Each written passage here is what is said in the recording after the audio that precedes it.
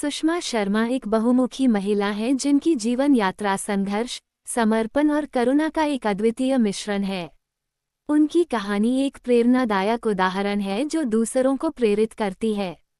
उनकी जीवन यात्रा के मुख्य बिंदु। सुषमा शर्मा का बचपन एक सैन्य अधिकारी पिता और एक बहादुर माता के साथ बीता, जिन्होंने उन्हें साहस और आत्मविश्वास की भावना से भर दिया। उन्होंने अपने जीवन में कई चुनौतियों का सामना किया, जिनमें वजन कम करना और अपने स्वास्थ्य को बेहतर बनाना शामिल था।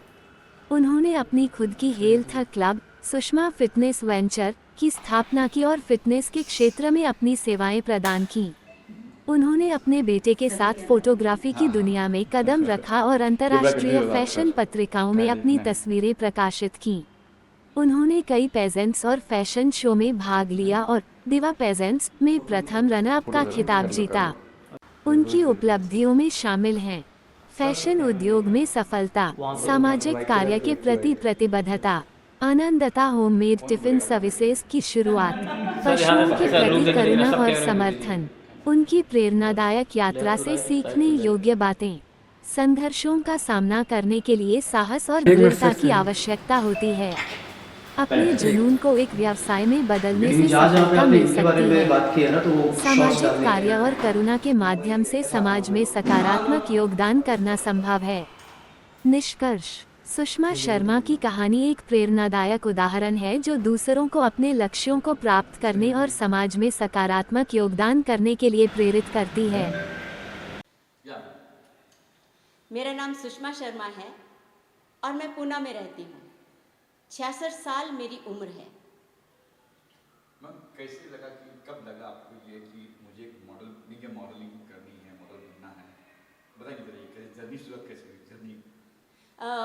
ऐसा हुआ कि ड्यूरिंग लॉकडाउन मेरे जो बेटे थे उन्होंने सीखना शुरू किया फैशन फोटोग्राफी और उसके बाद में मुझे लगा कि मुझे इसकी हेल्प करनी चाहिए, लेकिन मुझे ये नहीं पता चल रहा था कि मैं हेल्प कैसे करूं।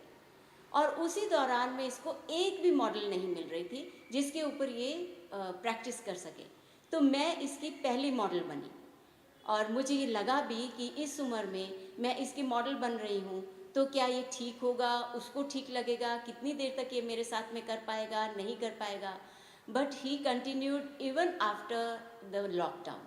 उसे अच्छा लगा और उसने कहा मैं इसी फील्ड में यानी कि ओल्डर पीपल को ही मॉडलिंग करवाना चाहता हूँ एंड ये मेरी अब फील्ड बन जाएगी फॉर फैशन फोटोग्राफी। जो पास में लड़के ने हाँ कर दिया, लेकिन फिर बाकी लोगों ने, घर वालों ने बाकी लोग भी मेरे घर वाले जो हैं वो वैसे ही हैं, सभी बच्चे। क्योंकि मेरी बेटी शी इज़ अ डॉक्टर, वो लंदन में है और मेरे पति चीफ कमिश्नर रह चुके हैं, वो IRS हैं और वो मुंबई में भी सर्विस कर चुके हैं। और रादर जब से मेरी शादी हुई है, मैं 20-21 साल की थी, तब से उन्होंने ही मेरी पूरी पर्सनैलिटी को ढाला है। तो उनके तो मना करने का सवाल ही नहीं होता, सभी का सपोर्ट था। जी ये जो मॉडलिंग के कभी ज़्यादा इसके पहले मतलब कोविड के पहले लगा था कि मैं मॉडल मुझे बनूंगी, कभी सोचा था कि? एक्चुअली ऐसा है कि मेरे रास्ते में बहुत बार ये चांसेस तो आ रहे थे। बचपन में एक सपना था, मेरे फादर एक आर्मी ऑफिसर थे, मदर जो थी वो बहुत ज़्यादा एजुकेटेड नहीं थी लेकिन बहुत मॉडर्न थी। लेकिन हुआ क्या कि उन्हें ये डर लगा रहता था कि इस लड़की को एक्टिंग में और मॉडलिंग में बहुत इंटरेस्ट है। हमारे टाइम पे ये इतना इजीली होता नहीं था, इतना इजीली जाने नहीं दिया जाता था हम लोगों को ये सब करने के लिए। तो इसके लिए उन्हें ये डर लगता था कि कहीं ऐसा ना हो। उस टाइम स्टोरीज आते थे, यू रिमेंबर एक मूवी भी था राजेश खन्ना का जिससे घर से भाग जाते हैं असरानी कहीं पे और बहुत बुरे हाल हो जाते हैं एक्टिंग के लिए। तो वैसा वैसा उनको लगता था कि बच्ची के घर से भाग ना जाए, तो वो मुझे कभी बताते नहीं थे कि whether you have any calibre or not. लेकिन बाद में शादी के बाद में जब मैं हेल्थ क्लब चला रही थी तो एक बहुत छोटा सा रोल, बिल्कुल माइन्यूट सा रोल मेरे रास्ते में आया था सवत माझी लाड़की में। उसके बाद मुझे ऑफर्स आए थे काफ़ी, लेकिन मेरे सामने एक द्वंद्व हो गया कि मैं हेल्थ क्लब लगाऊं या मैं एक्टिंग फील्ड में चली जाऊं। तो मुझे ये लगा कि हेल्थ एंड फिटनेस भी मेरा पैशन है और हेल्थ क्लब अगर मैंने अभी नहीं लगाया, अभी मैंने जगह अपने लिए नहीं ली, तो हो सकता है कि जब मैं एक बार थोड़ी ओल्डर हो जाऊं मुझ में वो पैशन ना रहे। तो I chose health and fitness field. Exercise करते हो, क्या किस तरह करते हो, क्या शुरुआत अब डेली रूटीन क्या है आपका मॉर्निंग में? हाँ, एक्चुअली मुझे बचपन से ही इन सब चीज़ों का शौक़ था। मैं एक प्लेयर थी, एथलीट भी थी, बहुत अच्छी। नेशनल लेवल की वॉलीबॉल प्लेयर भी थी, हमारा स्कूल टीम गया था। शेख अब्दुल्ला साहब जो चीफ मिनिस्टर थे जम्मू एंड कश्मीर के, उन्होंने मुझे एक ट्रॉफ़ी भी दिया था। तो ऑल दीज थिंग्स। लेकिन क्या होता है हिंदुस्तानी लड़कियों के साथ में कि जैसे ही वो थोड़ी बड़ी हो जाती हैं, शादी हो जाती है, तो हमारी परवरिश ही ऐसी की जाती है कि हमें अपना ससुराल संभालना है, जो हस्बैंड कहेगा वही करना है। By the grace of God मेरे हस्बैंड मुझे बहुत अच्छे मिले, जो उस वक्त में भी बहुत मॉडर्न सोच रखते थे। उन्हें नहीं ये अच्छा लगता था कि मेरे में अगर कोई कला है तो मैं घर में बैठूं, लेकिन क्योंकि ट्यूनिंग ऐसी थी ना, मन वैसा ही था कि अभी शादी हो गई है, अभी घर में बैठना है, अभी ज़्यादा कुछ करना नहीं है। तो ऐसे में कई बार मेरा वेट बढ़ गया, कई बार मैंने कम किया। बच्चे होने के बाद में 108 केजीज टच कर जाता था। फर्स्ट बच्चा होने के बाद में तो मुझे बहुत मेडिकल इश्यूज़ हो गए थे, तो उन सबको मैंने एक्सरसाइज से ही ओवरकम किया। तो ऑफ एंड ऑन मैं एक्सरसाइज की तरफ तो जाती थी, बट एक रियलिटी में जिम क्या होता है, एक्सरसाइज कैसा करना चाहिए, ये मुझे पता चला जब यहाँ पे हमारे पूना में एक हेल्थ क्लब खुला। फिर मैंने वो ज्वाइन किया और उन्होंने मुझे इंस्ट्रक्टर बनने का चांस भी दिया और बहुत अच्छी तरह से मुझे ट्रेन किया हर एक चीज़ में, और मैंने भी वो ट्रेनिंग बहुत अच्छी तरह से ली। अब सुबह से लेकर शाम तक ऐसा होता है मेरा रूटीन कि मैं अर्ली मॉर्निंग उठ जाती हूँ, then I do my meditations, और उसके बाद में मैं घर के लोग जो हैं उनके लिए ब्रेकफास्ट वगैरह देख लेती हूँ। Then I relax for around 5-10 minutes. 12 o'clock और 12:30 I start my exercising routine. अगर मैं हेल्थ क्लब नहीं जा रही हूँ और घर पे ही हूँ तो, और घर पे भी उतने रिजल्ट मिल जाते हैं जितने हेल्थ क्लब में मिलते हैं। तो इसलिए फिर मैं शुरू कर देती हूँ। I do around 2 hours of bench workout, वो स्टेप वर्कआउट कहते हैं ना, 2 घंटा वो करती हूँ। थोड़ा सा बैंड के साथ में स्ट्रेचिंग या डम्बल्स करती हूँ, और ये मैं कर लेती हूँ अराउंड 3-3:30 बजे तक। After that I relax again for some time, and then evening is my stretching time, तो मैं स्ट्रेचिंग्स वगैरह करती हूँ, and that makes me very happy. और शाम को फिर इनको डिनर वगैरह दे के इट इज़ रिलैक्सिंग टाइम। चाहे मैं थोड़ा सा सोशल मीडिया देख लेती हूँ या कुछ और। लेकिन एक बात तो है कि मैं डाइट का भी बहुत ध्यान रखती हूँ। I don't let anything go wrong with my diet. Fridge का खाना मैं बिल्कुल नहीं खाती, फ्रेश खाना मैं खाती हूँ, पानी भी मैं फ्रेश बाहर का ही पीती हूँ। और उसके बाद में अगर मुझे भूख नहीं लगी है तो मैं नहीं खाती हूँ। I don't get tempted even if I go out, you know. So ये सब चीज़। जंक फूड तो बिल्कुल नहीं? जंक फूड बिल्कुल नहीं, पर इसका मतलब ये भी नहीं कि अगर बच्चे खा रहे हैं और वो चाहते हैं कि मैं थोड़ा सा टेस्ट करूं, क्योंकि मेरे ब्रदर के ग्रैंड चिल्ड्रन हैं, they are very attach to me, थोड़ा सा कुछ मुंह में डाल दें तो मैं ये भी नहीं करती कि नहीं नहीं ये बहुत ख़राब है या कुछ है, because you have to wean them out. आपको उनको डराना नहीं पड़ता है, उनको थोड़ा थोड़ा करके हटाना पड़ता है। अच्छा, वो फर्स्ट डे जब आप रैंप वॉक पे आप चले थे, क्या था? एक्साइटमेंट था उसको, नर्वस थे क्या फर्स्ट डे? फर्स्ट दिन एक्साइटमेंट तो था, लेकिन डर भी था। डर ये था कि मैंने ज़िंदगी में हील्स कभी नहीं डाले हैं, सैंडल्स कभी नहीं डाले। मैं हमेशा ही कैड्स पहनती थी क्योंकि प्लेयर थी ना, और फ्लैट चप्पल्स भी नहीं पहनती थी। चप्पल का नाम ही मेरे लिए, सैंडल्स का नाम ही मेरे लिए highly discomfort for myself. So इसके लिए मुझे लग रहा था कि मैं कैसे करूँगी। सबने कहा 4 इंच का हील होना चाहिए। मैं सबसे सब कुछ पूछ रही थी, क्या करना चाहिए, कैसे करना चाहिए, बहुत इंक्वायरी कर रही थी। तो जितना मैं पूछ रही थी उतना मुझे डर लग रहा था। तो इसके लिए फिर मैंने सोचा कि मुझे ट्रेनिंग लेना चाहिए। तो यहाँ से मैंने किसी लड़की के साथ ट्रेनिंग लिया। हर दिन आके मैं रोती थी, बिकॉज ऑल्सो मैं सिर्फ इतना नहीं है, मुझे बीच में यूरिक एसिड हो गया था। उसके कारण मेरे पाँव के बोन्स थोड़े बाहर निकल गए हैं, जो बहुत पेन करते थे। तो उसके कारण नीज़ का भी थोड़ा थोड़ा मुझे लगता था कि कहीं स्टैंड कर पाएंगी कि नहीं। तो एप्रीहेंशन बहुत ज़्यादा था, आप फियर भी नहीं बोल सकते, बट लॉट ऑफ एप्रीहेंशन। फिर जब मैंने फर्स्ट टाइम रैंप वॉक किया तो मैंने अपना वो रैंप वॉक देखा, it was more like a पहलवान्स वॉक देन एनीथिंग एल्स। तो वो मैंने देखा कि ये तो बिल्कुल अच्छा नहीं लग रहा है, ये मज़ा नहीं आएगा। लोग ये कह के एक्सेप्ट कर सकते हैं कि ओ शी इज़ 65, उस टाइम में 65 की थी, oh she is 65, at least she is trying and all that. पर फिर मैंने अपने आप को अच्छी तरह से ट्रेन किया और मुझे फिर अच्छा लगा, means I could walk well. सबसे पहले आपको ब्रेक कब मिला? किसके लिए आपने सबसे पहले रन वॉक किया? एक्चुअली स्पीकिंग मैंने सबसे पहले एक थोड़े छोटे इंस्टीट्यूट के लिए, मुझे अभी उसका नाम नहीं रिकलेक्ट हो रहा है, उनके लिए किया था गोवा में। और लेकिन वो कोई बहुत बड़ा चीज़ नहीं था ऐसे, बट आप कह सकते हो मेरा first big break last year June में था, विच वॉज दीवा पैजेंट्स। तो उनके लिए मैंने सबसे पहले जो है वो रैंप वॉक किया फॉर मिसेस इंडिया के। तो मिस इंडिया की तैयारी कैसे की थी आपने? जैसे आपने कहा कि बहुत तकलीफ हुई, कैसे तैयारी की थी, कैसे आप? हाँ, उसका भी जब मेरे को पहले वो छोटे छोटे जो मैं कर रही थी सीखने के लिए, तो मैंने देखा कि नहीं चला जा रहा है, थोड़ा तकलीफ़ हो रहा है। घर आके मैंने उनको बोला कि भाई आपने सिखाया तो कुछ नहीं और मुझे आता भी कुछ नहीं है। तो उन्होंने कहा कि नहीं नहीं, चलते चलते खुद आ जाता है। But I told myself ऐसा नहीं होगा, I have already enrolled into Diva pageants. अगर वहाँ पे परफॉर्मेंस अच्छा नहीं हुआ या किसी दया भाव में आके उन्होंने मुझे क्राउन देना चाहा तो मैं एक्सेप्ट नहीं कर पाऊँगी। मुझे परफॉर्मेंस करना है और मुझे एक्सेल करना है। और मेरा कंपटीशन अपने से बहुत छोटी बच्चियों के साथ भी था, you know like 45-50 years old, वहाँ से शुरू होता है एलिट कैटेगरी, अप टू आगे कितना भी ईयर्स तक हो सकता है।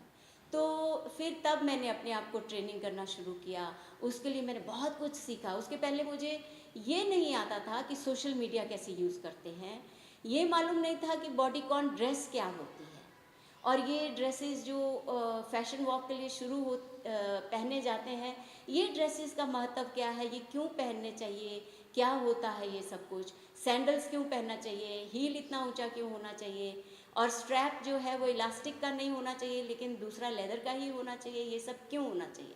और मेकअप सबसे बड़ी चीज़ थी मेरे साथ में, क्योंकि मैंने तो बचपन में कभी भी हमारे घर में हमारी मदर ने हमें कभी नेल पॉलिश, लिपस्टिक कुछ नहीं लगाने दिया। बहुत ज़िद करके मैं काजल लगा लेती थी, which was my favourite, and that she had allowed only that. उसके लिए भी बहुत बार डांट पड़ती थी, क्या कर रहे थे अंदर घंटों तक, काजल ही लगाते जाते हो, फैशन नहीं करना होता है, काम करना होता है। तो ये सब बातें हो जाती थी, तो वो सब नहीं आता था, वो मैंने सब सीखा। तो पहला क्राउन जब जीते तब क्या लगा आपको कि यार ये क्राउन वाकई लगा आपको कि मैं कैपेबल थी उस चीज़ के लिए? यस, एंड मुझे ये प्रूव करने का भी मौका मिला। ऐसा है कि वो जो अमन वर्मा जी हैं ना, वो हमारे होस्ट थे। हाँ हाँ, वो एक्टर, वो हमारे होस्ट थे, and what a wonderful host he is. तो उन्होंने एक एक मुझे लगता है कि उसी वक्त में उनमें कुछ ऐसा नैक है कि वो उसी वक्त में देख लेते हैं कि किस में क्या है, किस में क्या है। सो जब मैंने अपना सब कुछ कर लिया तो somehow on the stage he challenge me. He says Mandira Bedi ji ने एक बार 10 पुशअप्स किए थे, तो क्या आप पुशअप्स कर सकते हो स्टेज के ऊपर? अब ये अक्सर मिसेज इंडिया में होता नहीं है, यू नो, पुशअप्स वगैरह करना। So I told him, I said हाँ मैं कर सकती हूँ। ही सेज, आई सेड, तो मैंने उनको पूछा कि सैंडल्स के साथ करूँ या सैंडल्स उतार के करूँ, क्योंकि विद सैंडल्स 4 इंच का हील है, उसके ऊपर इतना मोटा नीचे वो है, तो it was not so easy. तो ही सेड नहीं, आप सैंडल के साथ करिए। उन्होंने मुझे अच्छी तरह से चैलेंज कर दिया, नहीं आप करके दिखाइए, सैंडल के साथ करके दिखाइए, आप कर सकती हैं। मैंने कहा कर सकती हूँ। ही स्टार्टेड काउंटिंग, 10 तक उन्होंने काउंट किया और मैं करते जा रही थी, and everybody was surprised, and you know खूब चीयरिंग हुआ, लोगों ने मुझे खूब प्यार किया। तो उसके बाद में ही ओनली स्टॉप मी, अच्छा अच्छा बस बस बस, and he was so amazed. उन्होंने मुझे बहुत प्यार दिया और उसके बाद में बहुत एड्यूलेशन भी दिया और बहुत प्रेज़ किया। तो मुझे ये लगा कि मैंने अपार्ट फ्रॉम, मैंने जो क्वेश्चन आंसर्स जो टैकल किए थे और जो मैंने अपना इंट्रो दिया था, मुझे ये लगा कि मैंने अच्छा किया है और मुझे ये क्राउन एक्सेप्ट करने में बहुत मज़ा आया। अक्सर ये देखा गया है कि जो जजेस होते हैं हम्म। आज के डेट में, हम्म, यंग जनरेशन यंग जजेस होते हैं जो उस साल रैंप वॉक किए हैं, वो आज जज में ऐसे जज आके बैठते हैं। तो जब आप रैंप पे हो या आपसे क्वेश्चन आंसर होता है, तो उनको जब एज के बारे में पता चलता है, आप जब ब्यूटी देखते हैं, तो किससे आपको कॉम्प्लीमेंट मिला है, या जैसे वो ताजुब में पड़ जाते हैं कि यार ये एज में भी आप ये सारी चीज़ें कर रहे हो, उससे compliment? ये तो अभी मेरा हर दिन का चीज़ हो गई है। There is so much love in people कि वो हर दिन मुझे फ्रॉम द वेरी बिगनिंग, मैं जिसके पास चली जाती थी कि मुझे मॉडलिंग के लिए अपने फ़ोटो भेजती थी, they use to get surprised and they wanted to give me a chance. उन्होंने भी दिया, और रैंप वॉक किया, उन्होंने भी हमेशा प्रेज़ किया, और सब ने बोला अगर आप खुद नहीं बताओगे तो हमें पता भी नहीं चलता है कि you are that time I was 65, अभी 66 हूँ मैं, तो इतना हमें पता भी नहीं चलता है कि आप इतने साल के हैं। Sushma ji, you inspire us so much. और जो छोटे छोटे बच्चे हैं, एक ने मुझे इंस्टा पे लिखा कि दीदी, वो मुझे दीदी बोलते हैं, दीदी आपको देख के हम भी जा रहे हैं। वो जम्मू के या पठानकोट के थे, हमने भी दोनों हस्बैंड वाइफ ने ज्वाइन कर लिया है। जिस जिम में जाती हूँ मैं, बहुत से लोग इंस्पायर होके वहाँ आते हैं, and everybody says that we get inspired. Even जिन्होंने मुझे रोल्स दिए हैं मूवी में, वो भी कहते हैं कि अगर हम आपको चाहें तो आपको हम 30 to 35 भी लगवा सकते हैं with makeup and all that. So I feel happy. जैसे अभी आपने कहा कि मूवी में, हाँ जी। आपने मूवी की है मतलब? एक मूवी में अभी मैंने काम किया है, नाम है मूवी का बेलचा। अभी तक वो रिलीज़ नहीं हुई है, but I have done it and I have been offered another movie. उसमें, उसका मैं अभी तक नाम नहीं बताऊंगी। उसमें थोड़ा सा ओल्ड लोगों का लव स्टोरी टाइप है,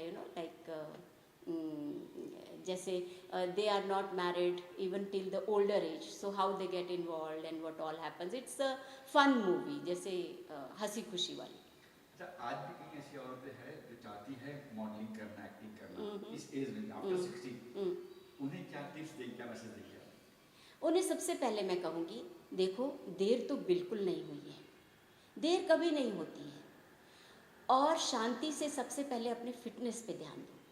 अपने को कम से कम 1 या 2 साल दो, अपने नीज अच्छे करो, अपने हिप बोन्स को थोड़ा स्ट्रेंथन करो, जिम जाइए, थोड़ा थोड़ा सा एरोबिक्स भी कीजिए, थोड़ा एजिलिटी आ जाती है अपने अंदर ना, स्ट्रेचिंग से फ्लेक्सिबिलिटी, पोस्चर ठीक हो जाता है।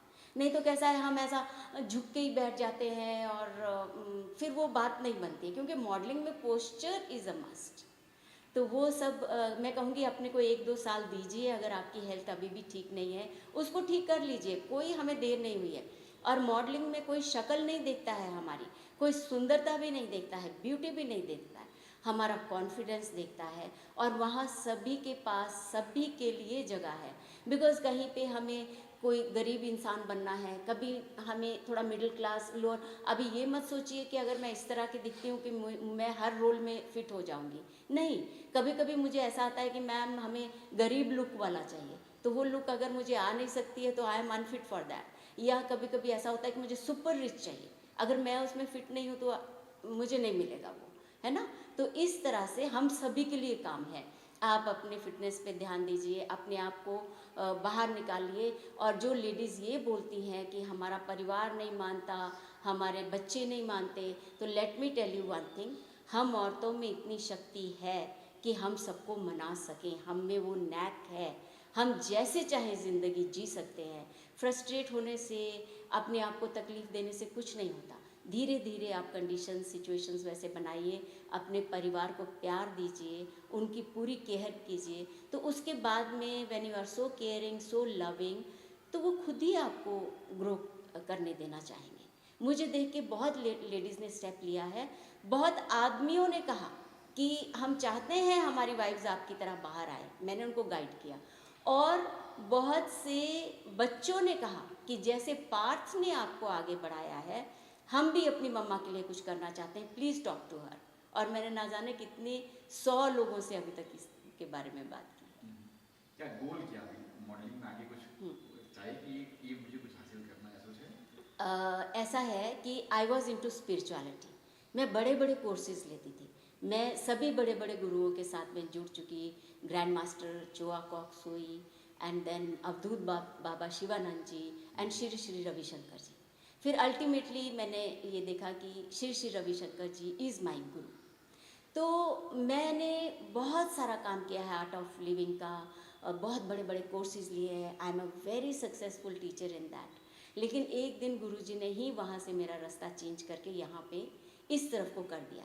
दैट मीन्स यहाँ पे कोई ना कोई ऐसा काम है जो मुझे करना है, कोई ना कोई ऐसा बदलाव, ऐसा चेंज है जो मैंने यहाँ पे लानी है।